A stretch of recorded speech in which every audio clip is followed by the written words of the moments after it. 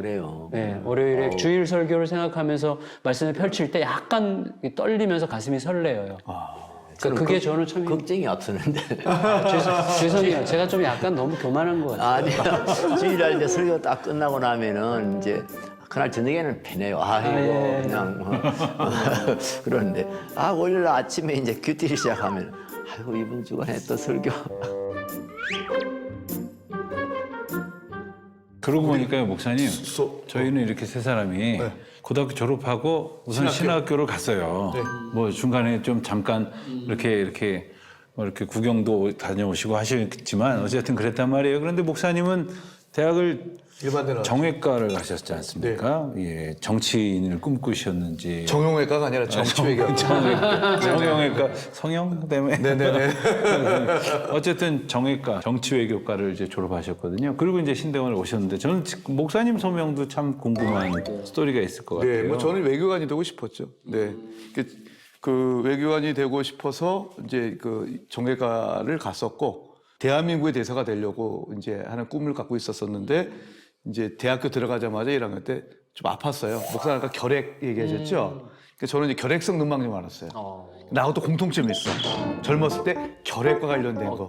네. 유명한 목사님 치고 계획과 관련 없는 사람이 없다. 그래가지고 이제 제가 1년 휴학을 하면서 이제 그때 좀 아픈 가운데 깊이 좀 하나님을 좀 만났고요. 중학교 2학년 때부터 교회를 다녔지만 그 1년 동안에 이제 하나님을 좀 깊이 만난 것 같아요. 그래서 이제 제가 다녔던 학교가 이제 신과대학이 있어서 복학한 이후에 하나님 말씀에 대한 공부하고 싶은 열망이 생긴 거죠.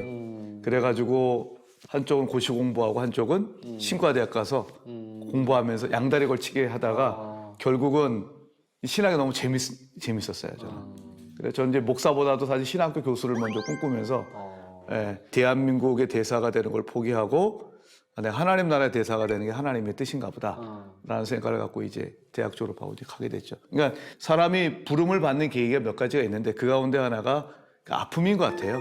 그 아픔이 저에게 이제 질병으로 찾아왔고 질병 속에서 이제 하나님을 이제 만나게 좀 더 알고 싶은 마음으로 다가가게 됐었던 어쨌든 거죠. 대관절 사람이 저 같은 저를 두고 하는 이야기입니다만은 네. 사람이 이 고통이 없으면은 생각이 깊어지질 않아요. 비상적으로 흘러요 항상.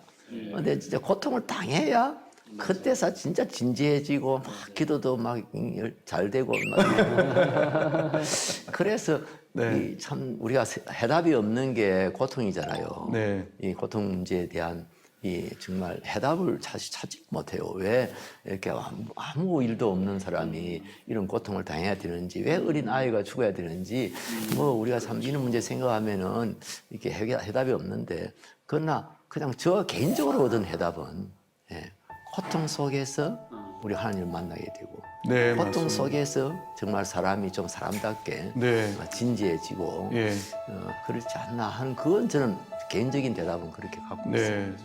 근데 목사님은 네. 그 솔직하게 얘기해봐요. 그러니까 아버님이 목사님이시거든요. 아버님이 목사님이셔서 혹시 뭐 서원기도 하고 어머님이 뭐 이래가지고 이제 형도 있었었긴 했는데 난 가고 싶지 않은데 뭐 그런 건 아니었고요. 그런 건 아니었어요? 저희 아버님께 참 감사한 것은 지금껏 아직도 이제 건강하게 생존해 계신데 내년이면 이제 90이 되세요. 근데 제가 이제 그 넷 중에 막내였는데 하다 지치셨는지 저한테는 그 과히 그 당권을 안 하셨는데 제가 어렸을 적에 농담 반 진담 반으로 하는 얘기 중에 저희 집이 그렇게 그 넉넉한 환경은 아니었다고 생각이 들어요. 그 시절 목사님들이 대체로 그랬듯이. 힘들었죠. 근데 저희 아버님이랑 어머님이 가끔 목소리가 커지시는 일이 가끔 있었는데 그게 뭐냐면 아버님이 어머님 모르게 월부로 책을 이제 그 주문하시고 그러면 이제 주석책이 보통 주석책이 이게 한 질씩 나오는 게 아니라 출판사에서 한 권씩 이렇게 출판을 시키더라고요. 그럼 그 책이 한 권 나오면 월부 책장사가 그거를 뭐 저희 집으로 배달을 오면 어머님한테 이거 이제 얼마 달라고 그러면 책 한 권 갖다 주고 매달 얼마씩 받아가는 그런 일이 있었는데 저는 어린 마음에 아니, 우리 아버지 왜 이렇게 책을 사들이시나. 그리고 서재에 쭉 꼽혀 있는 그 신학 서적들과 목사님들이 보시는 책들을 보면서 저건 다 어떡하나. 근데 저 위로 있는 형님, 누님 셋이 아무도 이 신학의 길을 걸어가지 않길래 저걸 어떻게 계속 쓰긴 써야 될 텐데. 나래도 쓸까? 아버님 산책을 그거를 하기 위해서 나래도 쓸까? 이런 생각이 사실 어린 시절에 그 뭐 좀 우스운 얘기지만 누구라도 이어가야 되는 거 아닌가. 뭐 다른 생각이라기보다는 그래도 아버님이 기도하시면서 저 책을 보시고 손때 묻은 저 책들을 누군가가 이렇게 계속 보아가면 참 좋겠다. 막내가 또? 이런 생각을 한 적이 있었어요. 꽤 많이. 아버님이 목회하시는 장면들을 늘 생각하면서 우리 아버지가 제일 행복해 보인다. 이런 생각을 하고 목사가 됐는데 막상 최근에 가끔 이제 목회하다가 힘든 이야기를 아내와 이렇게 이야기를 나누다 보면 아내가 저한테 물어요. 당신은 아버님이 목사님이셨으면서 이렇게 힘든 일인 줄 몰랐어? 그럼 제가 몰랐어. 우리 아버님이 잘 안 보여주셨는지 내가 잘 못 봤는지 난 몰랐다고. 제 눈에는 참 잘 못 봤겠죠. 그런데 지금도 제가 그 조금 답답하고 답이 없고 이럴 때 어떻게 하면 좋을까 할 때면 제가 종종 가서 뵙고 그냥 긴 말씀 드리지 않아도 또 긴 말씀 안 해주셔도 기도해 주시고 돌아오고 할 때마다 저는 참 그 누구도 갖지 않은 큰 든든한 지원군을 가졌다 이렇게 생각이 듭니다.